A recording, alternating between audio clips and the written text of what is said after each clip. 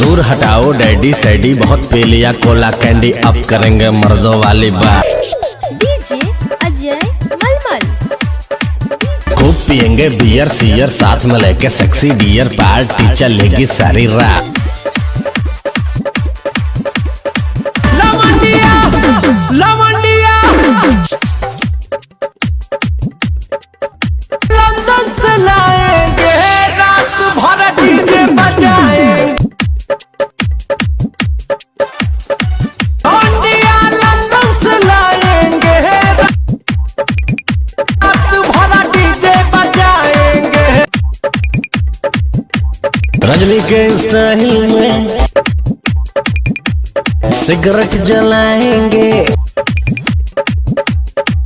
धुएं का छल्ला